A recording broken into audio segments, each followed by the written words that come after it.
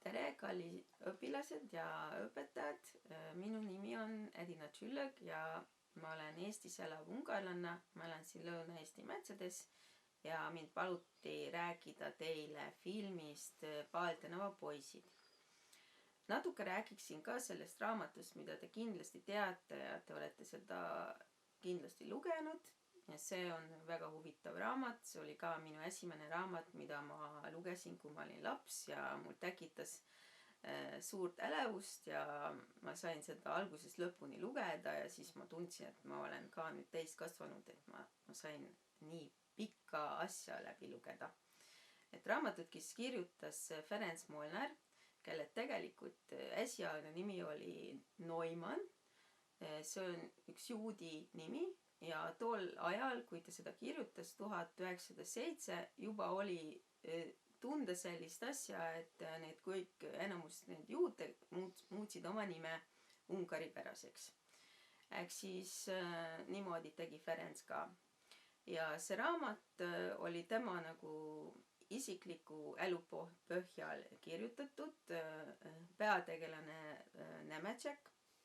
Tegelikult oli tema üks parim sõber, kes pärast ka läks koos temaga Ameerikasse, sest teise maailmasõja ajal tema siis põgenes ka Ungarist, kui hakkas see natsirežiim pihta. Aga see selleks. Filmi on tehtud Ungari ja Ameerika koostöös. Kuidas see siis endas seda kujundas? See oli niimoodi, et tegelikult need poisid, keda te filmis näete, nad on inglise näitlejad ja ülejäänud täiskasvanud, nad on Ungari näitlejad. Ja siis, kuidas see tundub, et kõik räägivad siis nii ilusti puhas ungari keelt, tegelikkuses need dubleeriti. Et see teise sõnaga synkroniseeriti. Et see tähendab seda, et siis teised ungari poisid siis stuudios lugesid siis peale teksti. Et see filmi tegevus toimub Austria-Ungari keisririigi ajal 1907.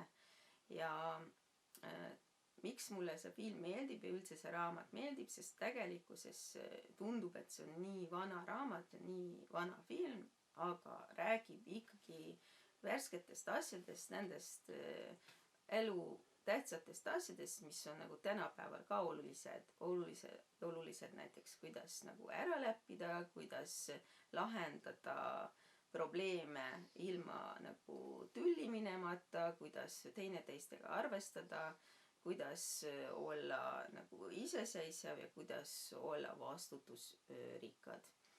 Et filmi režissöör on Zoltán Fabri, ta on väga kuulus Ungari filmirežissöör ja tema tööid saab, ma usun, veel Ungari instituudi kaudu veel vaadata, ma soovitan palavalt neid filme vaadata. Ja kõik see tegevus on nagu päriselt oli olemas, nüüd enam ei ole.